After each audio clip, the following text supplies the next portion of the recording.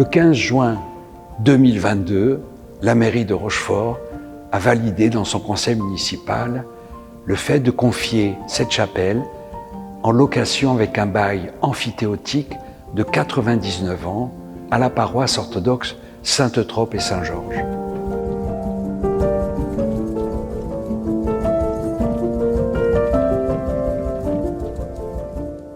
Nous sommes ici à l'intérieur de la chapelle Notre-Dame de l'Espérance, qui était une chapelle qui appartenait à une congrégation des Sœurs de l'Espérance, puis des Sœurs du Bon Secours.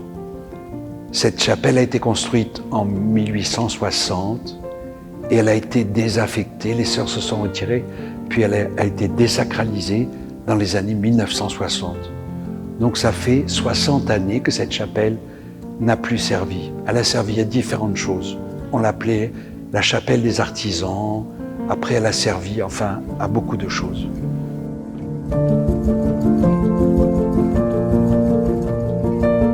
Notre paroisse orthodoxe a été créée à Saintes.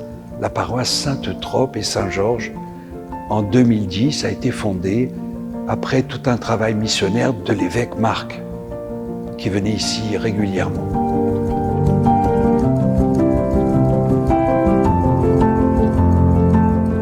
Cette communauté s'est agrandie entre Saintes, Rochefort et La Rochelle. Et puis nous n'avions toujours pas d'église en propre.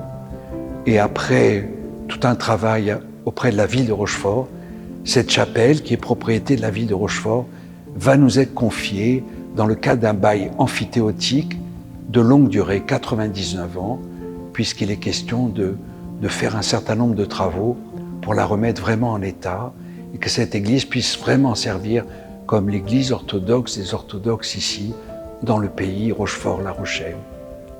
Et donc nous espérons commencer les travaux de restauration à partir de septembre, puisqu'il y a un délai de 3 mois avant que le préfet valide ce projet, où nous puissions commencer les travaux. Il y a d'une part des travaux de réparation du réseau des eaux pluviales, qui par le fait d'un mauvais entretien, les eaux se sont déversées sur les murs et ont pénétré un petit peu à l'intérieur des murs.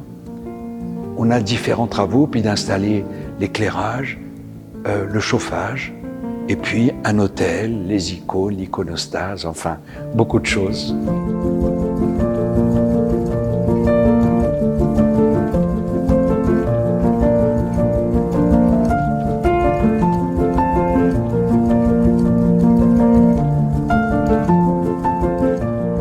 Voilà, nous avons un certain nombre de travaux, mais nous espérons bien que, avec la grâce de Dieu et l'aide de chacun, nous puissions vraiment faire ici une véritable Église orthodoxe.